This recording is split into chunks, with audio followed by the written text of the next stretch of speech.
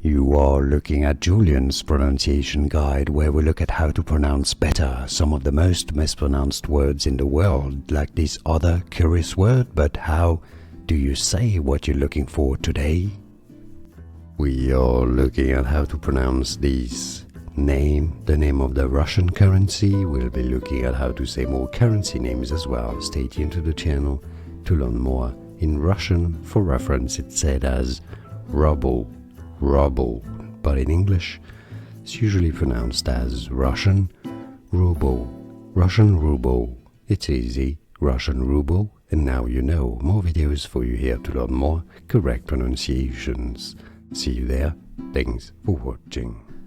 Here are more videos on how to pronounce more confusing words and names too many mispronounced. Like this video if you found it useful. I appreciate your support. I'll see you soon and thanks for watching.